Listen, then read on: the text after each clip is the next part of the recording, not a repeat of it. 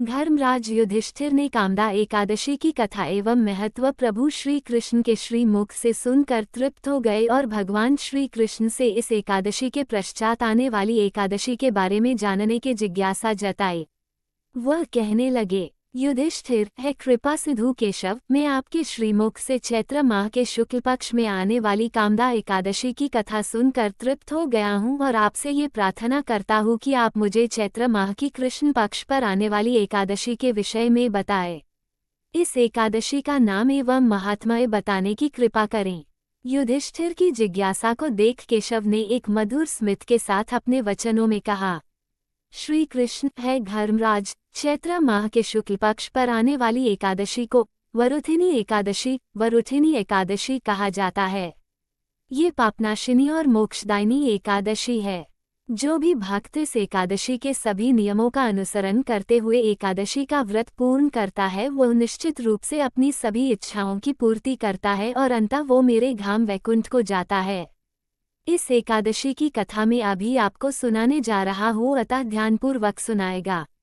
प्राचीन काल में माधाता नामक राजा नर्मदा नदी के तटीय क्षेत्र में राज किया करते थे। वे करुणामयी, दानवीर और तपस्वी थे।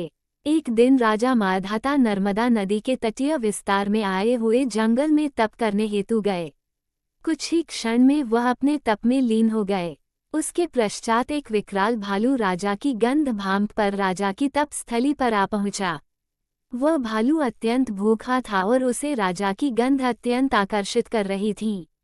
इसलिए वह राजा की अवस्था को न देखते हुए सीधा राजा पर आक्रमण कर देता है और राजा के पैर को चबाने लगता है।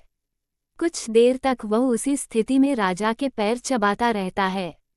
राजा का पैर अब पूर्ण रूप से क्षीण हो चुका था। भालू अब यहीं न रुकते हुए राजा को घसीटकर जंगल की ओर ले जाता है। इसी क्षण राजा सभान अवस्था में आते हैं और अपने पैर की दुर्दशा देखते हैं।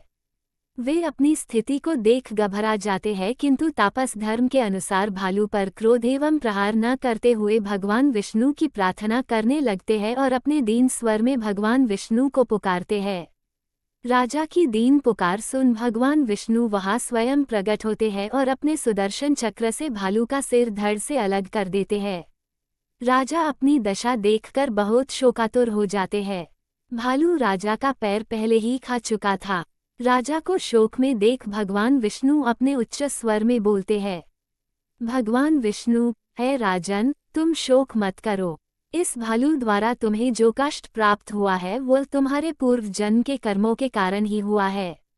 तुम अब मथुरा की ओर प्रस्थान करो। वहां यमुना नदी के तट पर एक भव्य मंडप का निर्माण कर मेरी पापनाशिनी वरुथिनी एकादशी का व्रत रखकर मेरे वराह स्वरूप की प्रतिमा की स्थापना कर उनका विधि विधान से पूजन करो। इस व्रत और पूजा अनुष्ठान से तुम शीघ्र ही इस पीड़ा से मुक्त हो जाओगे और तुम्हें फिर से सुदृढ़ अंग प्राप्त होंगे।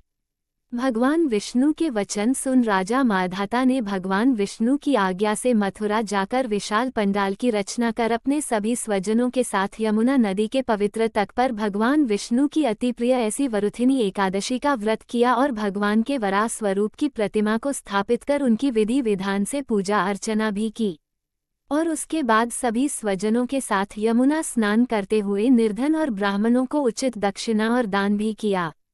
राजा के इस पुण्य व्रत के फल स्वरूप राजा कुछ ही समय में पुनः स्वस्थ और सुंदर हो गए और अपने अंतिम समय में मृत्यु के पश्चात स्वर्गलोक में स्थान प्राप्त किया। इस तरह पृथ्वीलोक में जो भी मनुष्य वरुथिनी एकादशी का श्रद्धापूर्वक व्रत और अनुष्ठान करता है उसके सभी पाप नष्ट होते हैं और उसे परम सुख की प्राप्ति होती है। अपने अंतिम समय में वह मोक्ष को प्राप्त करता है। इस तरह भगवान श्री कृष्ण के श्री मुख से वरुथिनी एकादशी का महात्म्य और कथा का श्रवण कर धर्मराज युधिष्ठिर कृतार्थ हो गए।